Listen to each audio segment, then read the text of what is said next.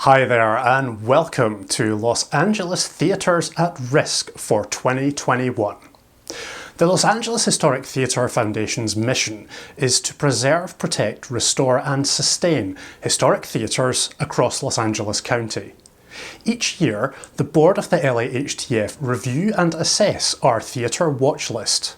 The watch list is a tool to track threats to Los Angeles County historic theatres and to focus our attention where it's most needed in fulfilling our mission to preserve and protect these buildings for future generations.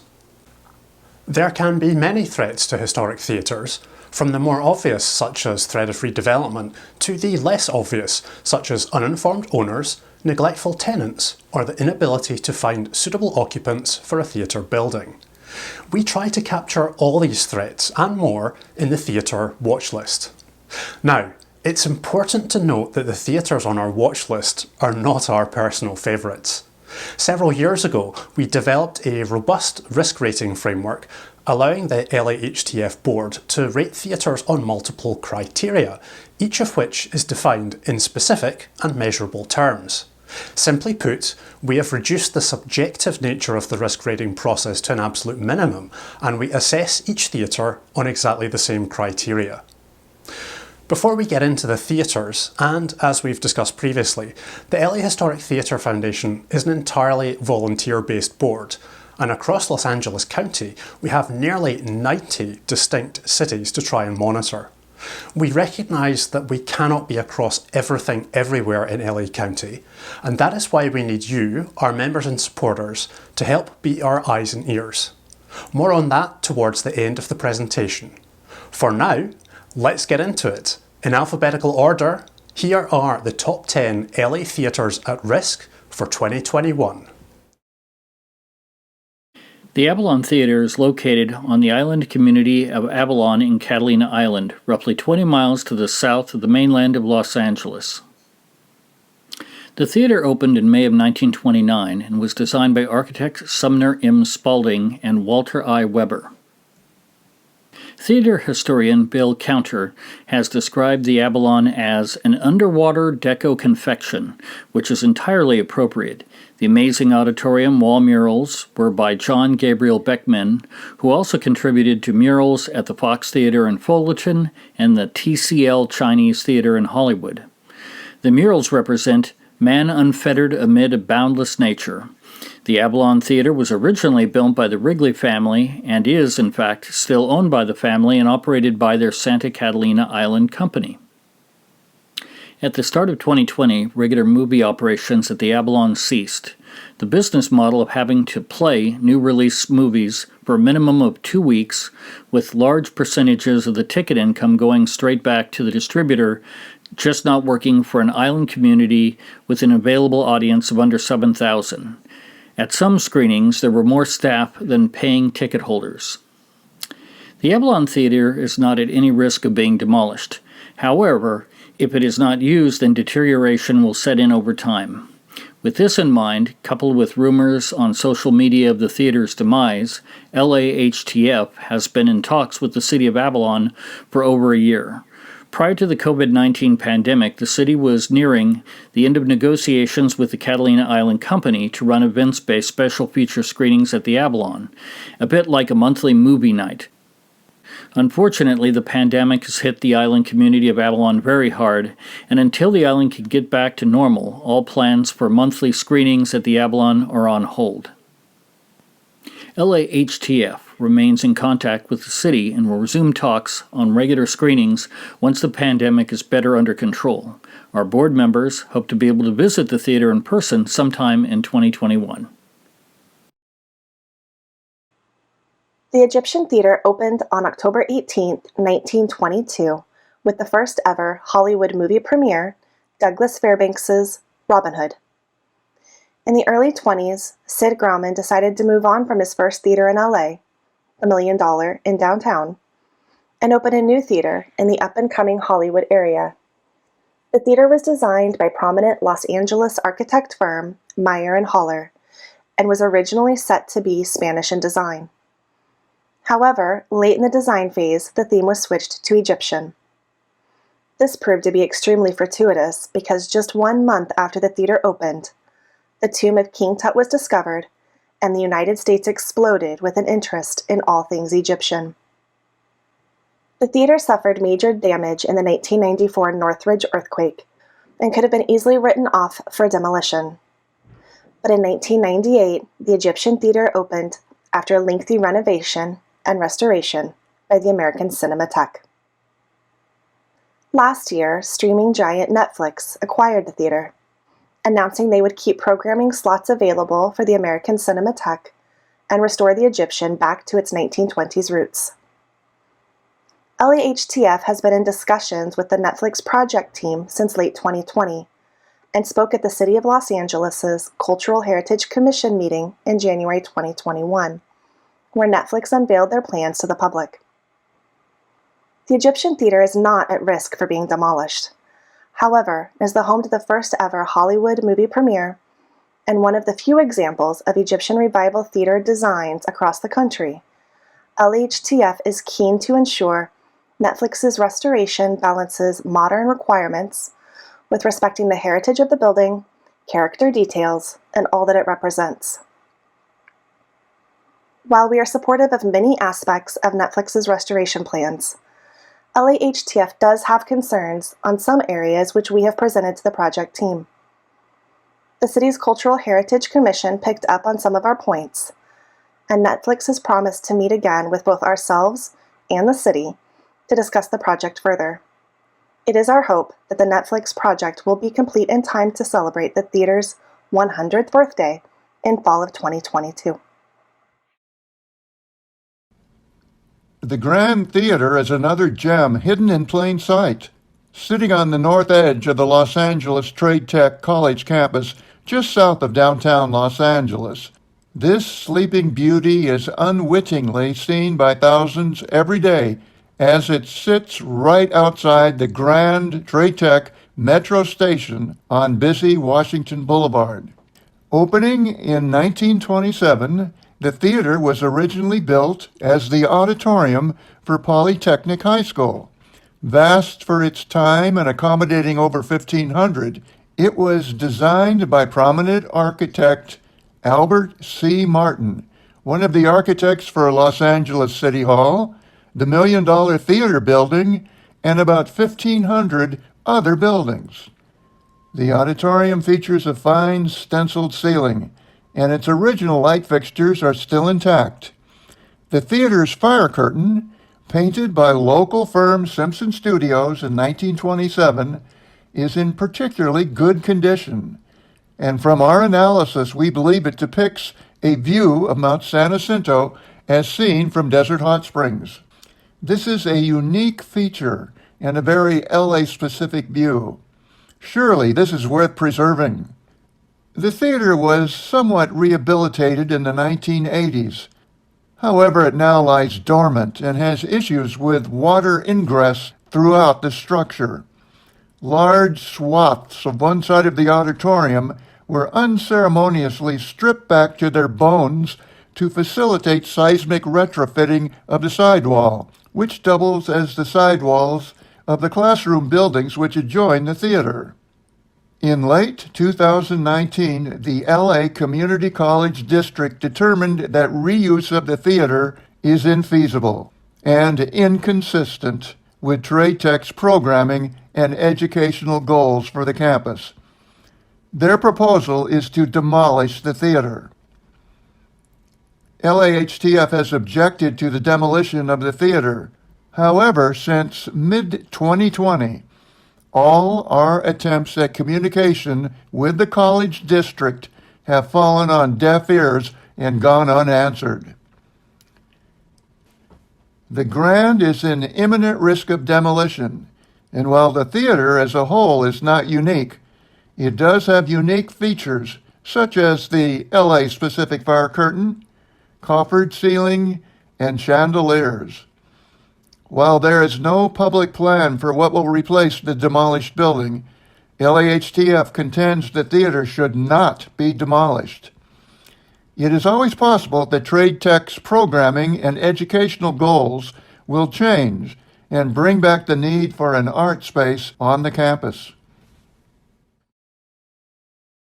Next, we move to the heart of Hollywood, where the Hollywood Warner Theater is hidden in plain sight, taking up half a city block in the middle of Hollywood Boulevard, halfway between the TCL Chinese, El Capitan and Egyptian theatres at the west end of the boulevard, and the Pantages, Montalban, Fonda and Avalon Hollywood at the east end of the boulevard.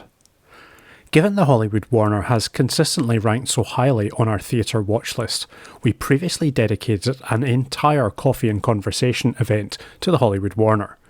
If you missed that, here's the summary. The Hollywood Warner was designed by prolific theatre architect G. Albert Landsberg, who also designed the Palace and Orpheum Theatres in downtown LA, the interior of the El Capitan in Hollywood, and the Wiltern in Koreatown. The Hollywood Warner opened in April 1928. The 2,800-seat auditorium has about 100 seats more than the Pantages Theatre just down the street, and was designed to mimic a Spanish garden setting with a vast blue sky soaring above the seats. It's well known that Carol Burnett worked as an usher at the theatre, and she cites her time at the Hollywood Warner for sparking her interest in getting into the entertainment industry. In 1978, the auditorium was split into 3 individual and smaller auditoria, 2 upstairs and a main auditorium downstairs. In addition to screening movies, the theatre had a few uses since the 1970s. However, owners Robertson Property Group evicted the last tenants in 2013. Over the years, there have been rumours that the construction of the Metro Red Line subway and the Northridge earthquake caused flooding and structural damage to the property in the mid-1990s. The owners have done nothing to quash these rumours. However, site visits as recently as 2017 have demonstrated no flooding issues or major structural damage. Plus, back in the 1990s, we know that the main auditorium reopened to screen movies just days after the Northridge quake. Starting in 2014, LAHTF spent 3 years meeting with Robertson Properties Group, city representatives and other concerned organisations such as Hollywood Heritage and the Los Angeles Conservancy on ways the theatre might be brought back into use. At the time, Robertson Properties Group stated that the company is beginning a dialogue with the community and is seeking input as it works to shape a development proposal. There is currently no specific development plan for this property. Conceptually, the size and location lends itself to a varied mix of uses that would enhance the district and serve the neighbourhood. Robertson Properties discussions with stakeholders will continue over the next several months. In August 2017, it was announced that an independent feasibility study, with reuse as a theatre being a priority, would be carried out and funded by the owners. As of 2021, the study has not taken place, and Robertson Property Group have stopped returning calls to both ourselves and the council member's office for over 3 years. LAHTF spent a whole day outside the theatre as part of Ciclavia's 2019 event in Hollywood. So many people came up to us to ask why we were there, only to take a few steps back into the street and look up at the marquee when we told them there was an old theatre inside. People just don't realise what is in there. Several of those who did know about the theatre told us they understood the place was damaged beyond repair from earthquakes. LAHTF contends that this theatre could help revitalise a long-ignored stretch of Hollywood Boulevard and could be the home for expanded Broadway and Hollywood events attracting patrons to the local area. Let us not forget that established research has shown that for every theatre ticket purchased in the United States, patrons spend on average over $30 per ticket on additional items such as restaurants, entertainment, parking and snacks. At 2,800 seats, that would be a huge influx to the Hollywood area.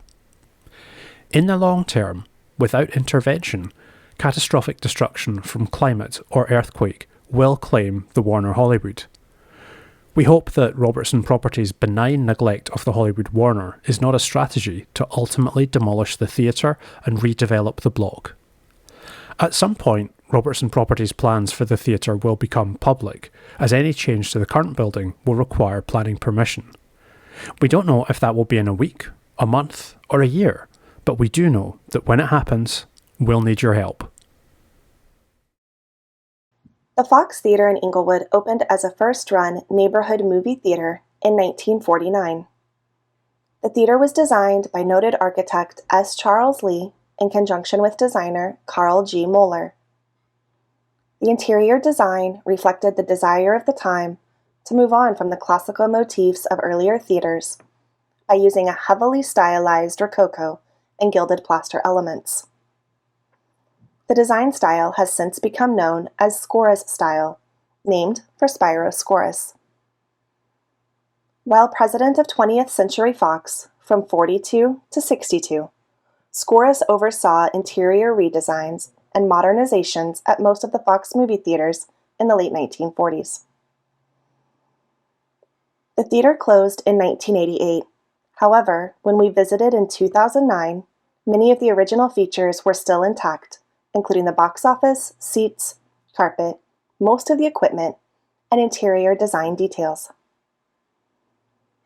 LAHTF partnered with the Inglewood Historic Preservation Alliance to launch a campaign raising awareness, Save the Fox.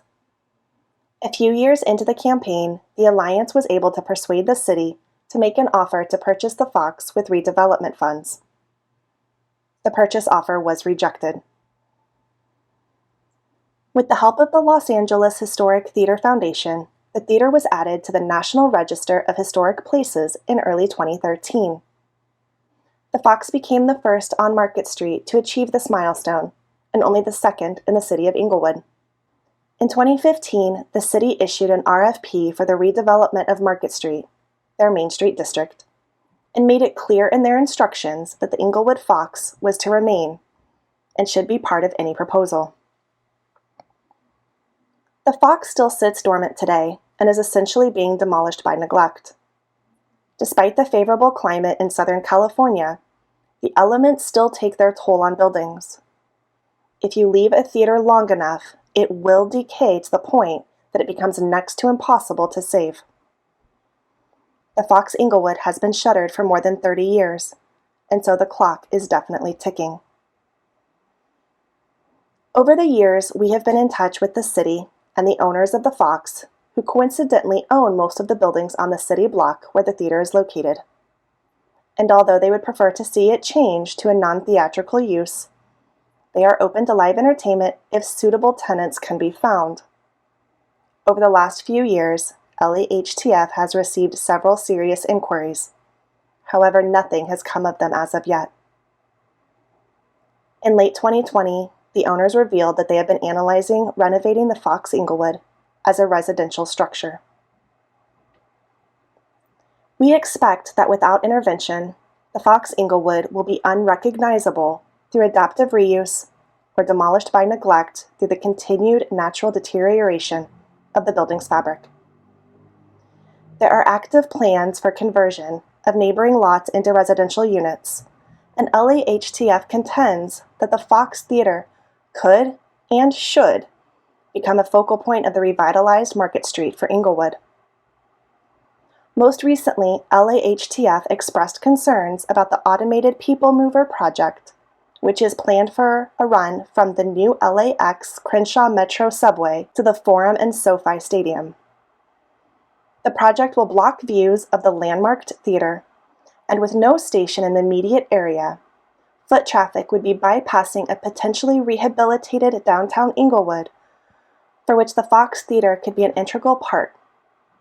It is our opinion that this is a missed opportunity by the city, in conjunction with an owner who seems to prefer demolishing the landmarked theater for housing, rather than restore it to become the focus of a revitalized and reimagined downtown Inglewood.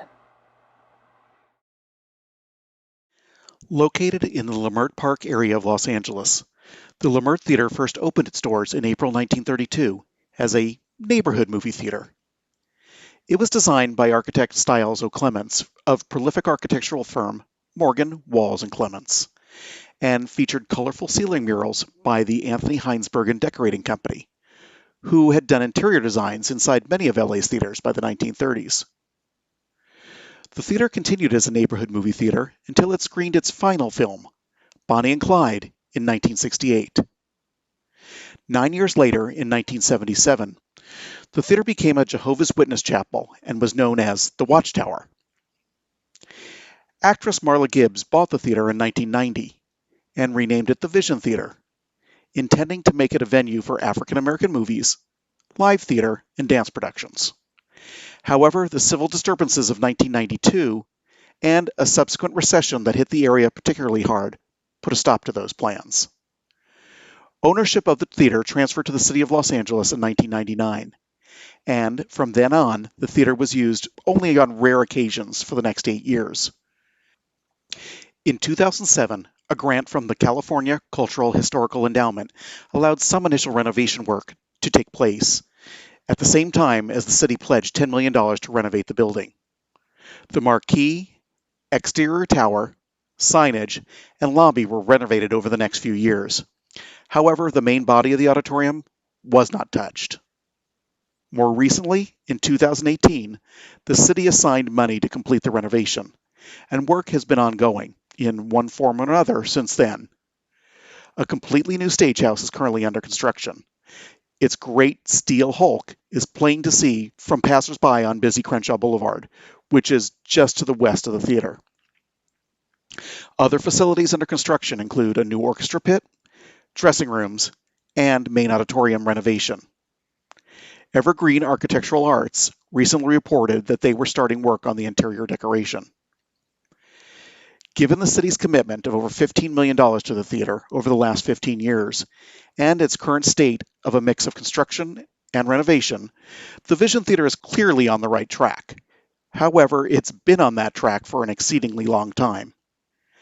LAHTF is keen to see the project draw to a successful conclusion, and for the Vision Theater to become an entertainment and events hub for the residents of Leimert Park and the wider community.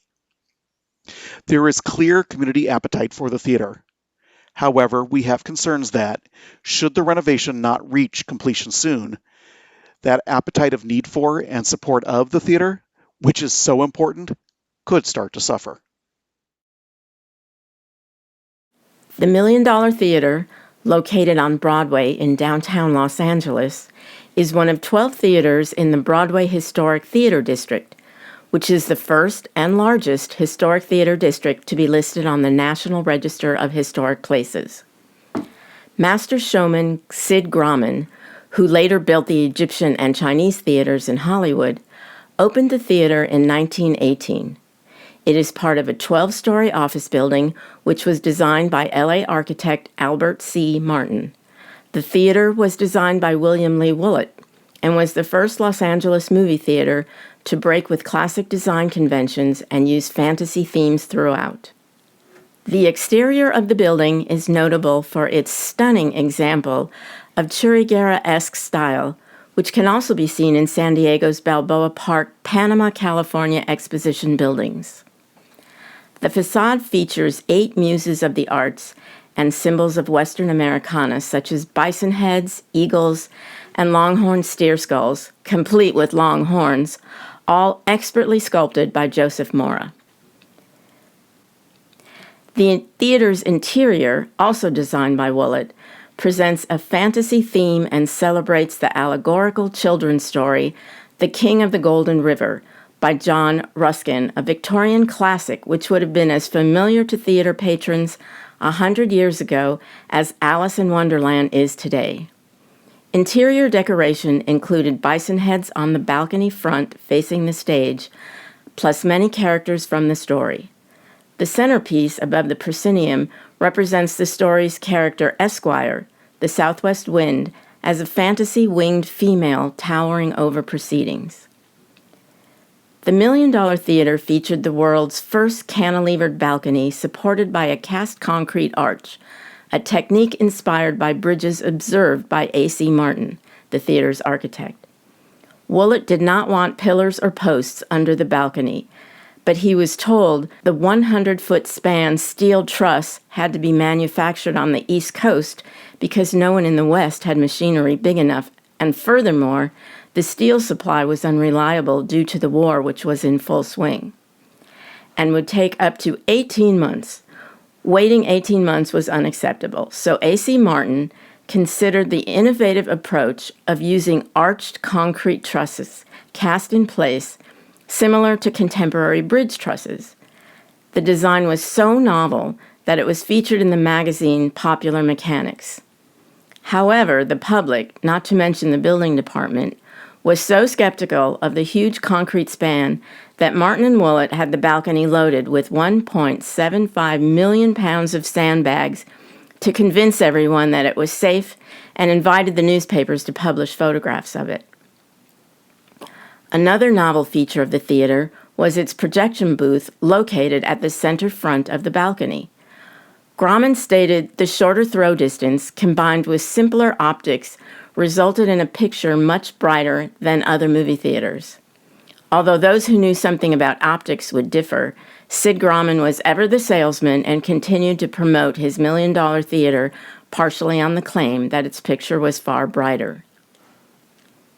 By 1950, the theater exclusively ran Spanish-language movies after a late 1940s remodel. The fanciful two-story murals in the lobby were covered up, and a low drop ceiling was installed. The theater's original murals are still hidden behind the walls and drop ceiling. The last movie screened in 1993, and a church leased the theater for the next 5 years. It then lay dormant until it was leased by a former nightclub operator and opened for special events, concerts, and movie screenings starting in 2008. In 2017, the theater, office building, and Grand Central Market next door were sold to Beverly Hills investor Adam Dineshgar investment company Langdon Street Capital. The theater was leased to a startup who had big plans for the theater, but which ultimately were unrealized. In early 2019, Langdon Street Capital nominated the $1 million theater for LA City Historic Cultural Monument status.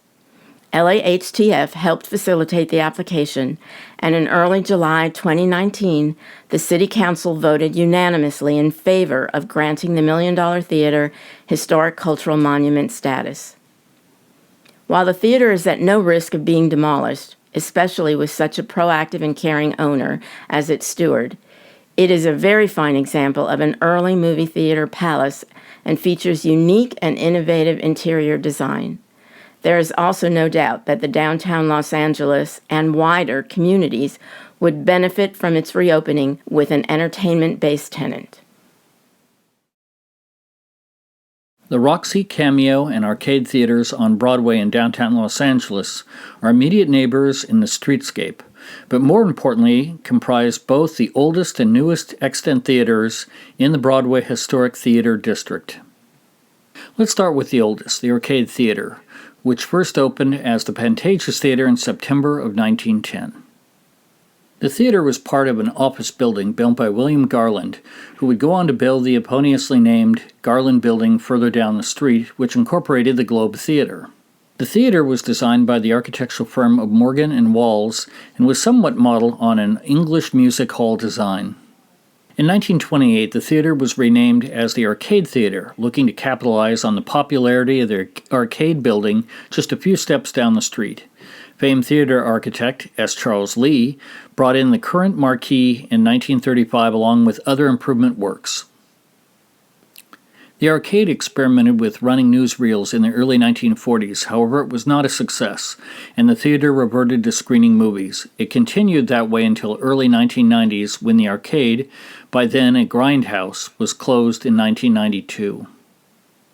For many years, the only portion of the building which has been open are the retail units facing onto the street. In the last couple of years, the office building above the theater was renovated into creative office space. However, work on that project appears to have halted before its completion. The Cameo Theater next door to the Arcade Theater opened just 1 month after the Arcade, in October of 1910. Its architect was Alfred R. Rosenham, who would go on to design the Globe Theater a few blocks down the street. The theater was designed for showing movies and was nearly twice as deep, front to back, as it was wide. In 1924, the theater's name changed to the Cameo, when it was described as the best, most luxurious appointed small theater on Broadway. It continued to screen movies with various operators until ultimately closed as a grindhouse in 1991. The old lobby facing the street was repurposed into retail units, and until late 2020, an electronics store had their front office shop in the old lobby space and used the theater's auditorium as storage for stock. The operation vacated the building in late 2020 due to the economic effects of the pandemic. Moving on to the third theater, the Roxy was the last theater to open on Broadway in late 1931. It was built on the site of an earlier theater dating from 1914 called Quinn Superba. The theater was designed in an Art Deco style by architect John Montgomery Cooper, who also designed the Wilshire Theater in Santa Monica. Like its two neighboring sister theaters on Broadway, the quality of the Roxy's movie exhibition product gradually faded over the years, and it closed in 1989, just a year or two prior to its sisters. In 1995, the arcade's lobby space was split off and converted into retail units facing onto Broadway. The theater has been used for the occasional movie shoot, such as Foxcatcher in 2014, but has otherwise remained closed. The Roxy, Cameo, and arcade theaters have all been under the same ownership since the 1990s. Over the years, there have been various proposals for reactivation of some or all of these theaters, including a single live entertainment venue, restaurant spaces, or small multiplex of cinemas. However, a good solution with solid financial backing has yet to present itself. LAHTF believes these three theaters are most at-risk theaters on Broadway, and given they account for fully 1/4 of the theaters in the National Registry of Historic Places Broadway Historic Theater District, their significance and contribution to the nation's historic record is not in question. In late 2019, LAHTF used the Ciclavia downtown event to take up a presence outside the theaters. The majority of people we spoke to had no idea that there were any theaters, let alone 3 individual theaters, behind the retail storefronts on Broadway. Each of the 3 theaters has its own unique characteristics, and while some character-defining features have been removed from each, such as the European-style boxes in the arcade theater, enough remains within each theater that they are all worth preserving in their own right. The revitalization of the arcade building has helped reactivate this block of Broadway, and is clearly the catalyst for recent new leases in stores across the street.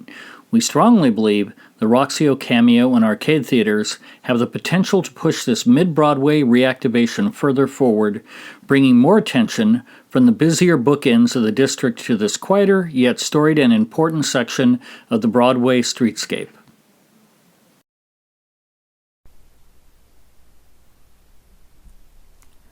The Pacific branch of the National Home for Disabled Volunteer Soldiers, known as Soldiers' Home at Sawtelle, was a residence and hospital for Union veterans of the Civil War, which opened west of Los Angeles in 1888 on land donated by real estate developers. In this contemporary map, you can see where it is if you're not familiar with the West LA VA. That's the 405 on the east, Wilshire Boulevard to the south, and the Wadsworth near Wilshire, and it can be seen from Wilshire. And on the north end of the campus is the Brentwood Theater. The Wadsworth Theater, originally called the Veterans Administration Theater Auditorium, opened in 1940. Designed in the Mission Revival style, the architect is unknown. In the 1930s and 40s, the Army Corps of Engineers added several buildings to the campus.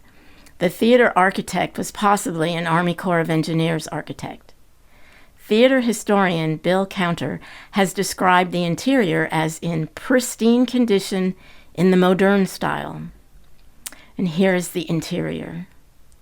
According to Cinema Treasures, the Los Angeles Times in January 1940 reported on construction at the Soldiers' Home at Sawtelle, including a $162,000 theater seating 1,500 to be used for theatrical productions and movies for the veterans.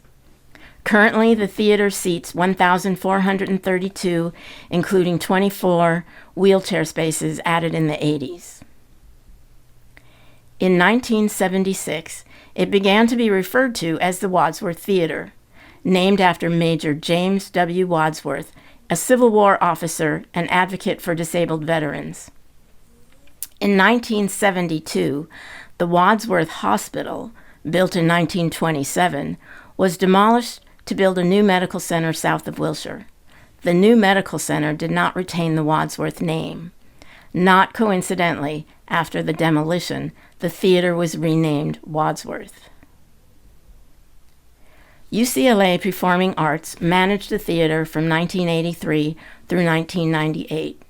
It was used extensively, especially after the 1994 earthquake damaged and temporarily closed Royce Hall. Improvements to the facility by UCLA included additional stage lighting, a new dimming system, a new sound system, an air conditioning installation, the ADA upgrades, and a new loading area. Beginning in 1998, the VA resumed managing the theater. In 2000, it was thoroughly renovated. Later, the management was turned over to Richmark Entertainment, who then also managed the Brentwood Theater. The Wadsworth was used for legitimate theater, concerts, and special events. The Richmark contract ended around 2012. Highlights of Wadsworth film activity included a May 1983 presentation of the 1928 classic film The Passion of Joan of Arc, complete with a 30-piece orchestra. There was an Esther Williams retrospective in 1984, sponsored by the UCLA Film Archives. And in 2000, Woody Allen made a rare public appearance when he screened his new film, Small Time Crooks. Here's a fun fact. The first annual Streamy Awards were held on Saturday, March 28, 2009, at the Wadsworth Theater. Over 1,300 people attended. The show was broadcast live over the internet. The inaugural Audience Choice Award for Best Web Series was The Guild, hosted by MSN Video. The Brentwood Theater opened in 1942 on the VA campus as an entertainment facility for veterans.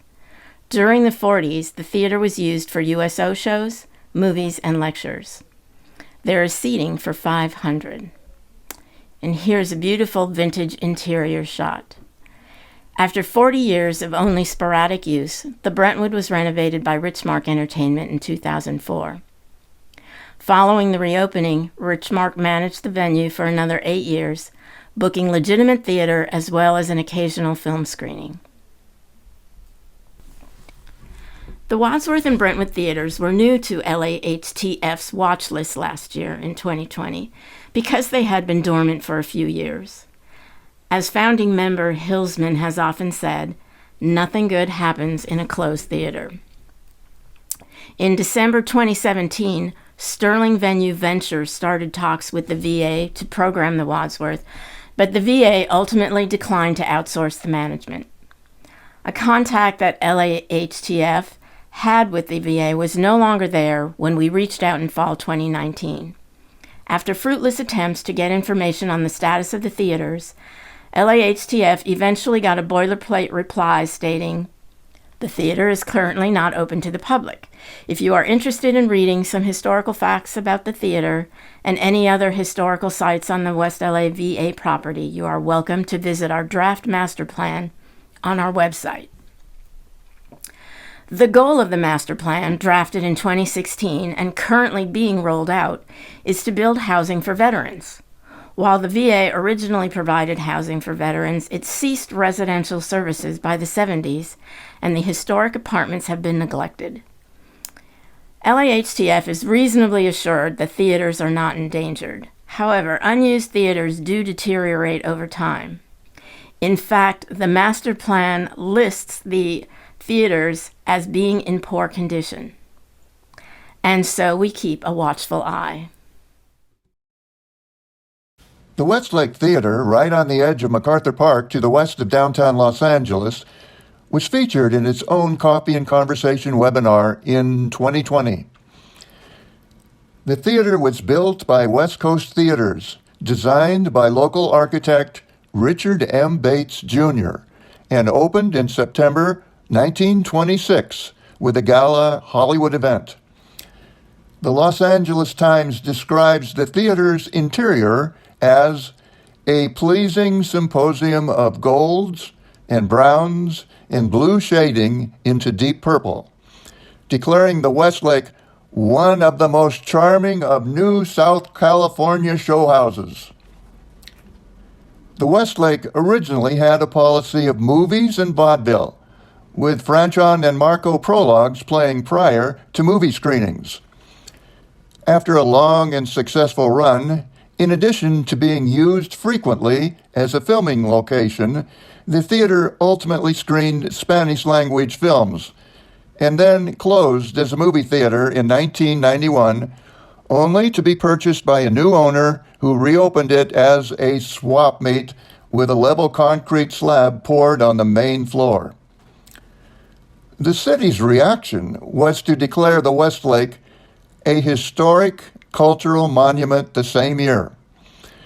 The theater was acquired by the Community Redevelopment Agency in 2008, and a year later the theater was added to the National Register of Historic Places in a project spearheaded by LAHTF co-founder, the late John E. Miller. In 2011, the swap meet was closed.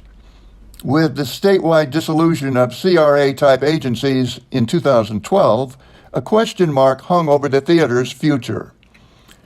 As part of the protracted process of winding up the community redevelopment agencies, ownership of the Westlake ultimately transferred to the city of Los Angeles.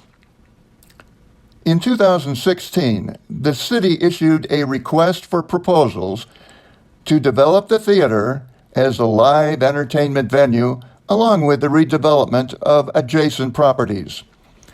Despite an extended deadline, no applications were received. And so by mid-2017, the plan was revised to market the theater on its own, without adjacent buildings and the restriction that the Westlake only be used as a live entertainment venue. In early 2018, the Westlake was sold to partnership controlled by Dr. David Lee, head of Jameson Services, a firm controlling a real estate portfolio with an estimated value of $4 billion, making Jameson Services the largest private landlord in Los Angeles County. The new owners were quoted as saying they intended to restore the theater. However, after sitting on the property for 18 months, they put it up for sale in mid-2020. LAHTF attended several community events in the summer of 2019 to engage with local Westlake and MacArthur Park residents to ask them what they wanted to see happen to the theater and for what sorts of events they would patronize a local theater.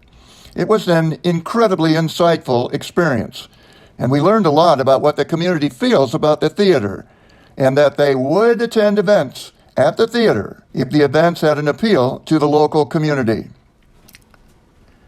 In late 2019, LAHTF met with the Westlake North Neighborhood Council to discuss the theater, its potential for reuse, and responses from the community we had received by reaching out to them. Things have gone rather quiet in the last year. However, there is a very real threat that this 1926 Sleeping Beauty could be demolished and lost forever. Through its nomination as an LA Historic Cultural Monument, and the efforts LAHTF spearheaded to add the Westlake to the National Register of Historic Places, it is abundantly clear that the Westlake has value and is worth saving.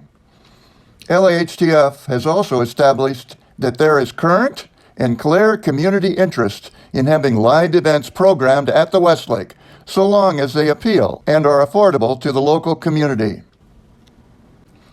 LAHTF continues to monitor the Westlake Theater and will look to engage with new owners as and when the theater is sold. So that's the top 10 LA theatres at risk for 2021. However, it's not all of the story.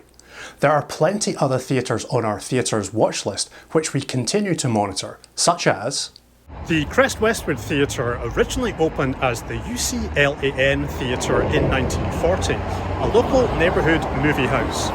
More recently, the Crest was purchased by the UCLA School of Arts and Architecture for selective restoration and reopening as the UCLA Nimoy Theatre.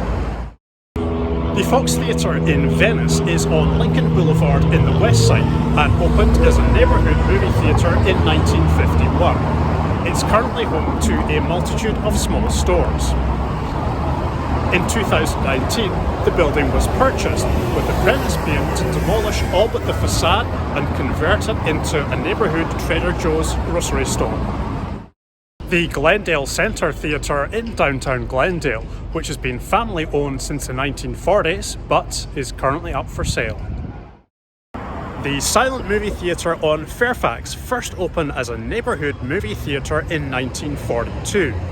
It closed in 2018 to be restored and reopened as the Fairfax Cinema in early 2020.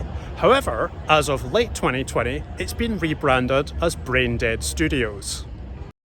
The Variety Arts Building in the South Park area of downtown Los Angeles first opened in 1924 as the clubhouse for the Friday Morning Club, a social and political club for women.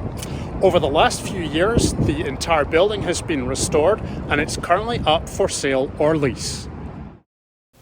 So there you have it, our Los Angeles theatres at risk for 2021. Altogether, far too long a list. We would be remiss not to mention that LAHTF wrote the nomination applications for local landmark designations on the following watchlist theatres: the Egyptian in Hollywood, the Westlake in MacArthur Park, and the Cameo, Arcade, Roxy and State Theatres in downtown LA.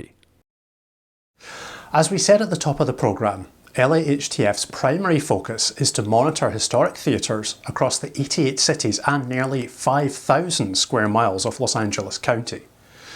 We cannot achieve that on our own, so we rely on you, our members and supporters, to be our eyes and ears. What does that mean? How can you help? Well, if you're near a theatre you know we have concerns about, take a moment to swing past if you can. For instance, whenever I'm in Hollywood, I always take 90 seconds to drive once around the block to check if anything is going on at the Hollywood Warner. If you have the time to do the same, we can collectively keep an eye on all of these theatres. Members, volunteers and supporters have also helped us by getting in touch when they hear or see something they think LAHTF should know about. For example, Scott, one of our volunteers, alerted us in September 2020 when the Unique Theatre in East Los Angeles, which had first opened in 1922, caught fire. Catherine let us know about the Eagle Rock Association's campaign to appeal unreasonable conditions placed upon non-profit Vidiots Foundation for their plans to reopen the Eagle Theatre in Eagle Rock, which had first opened in 1929 as the Yosemite Theatre. Anne alerted us to the struggle by community members in Wilmington to try and have the 1926 Granada Theatre listed as an LA City Historic Cultural Monument against the wishes of the current owners. So, if you hear something going on with a historic theatre that you think we should know about, no matter how small, please let us know. A good number of cities have moved toward electronic communications. However, many of the smaller cities, which seem to often correlate with the less preservation-minded cities, tend not to make their information as readily available. If you hear of development slated or happening at a historic theatre, just drop us a note and we'll investigate. We really appreciate it. Thanks for your attention. We really look forward to your help in saving these historic theatres, places of storytelling and communal entertainment for generations to come. In a moment, we'll open things up for questions and answers, just as soon as we go through some quick photo credits.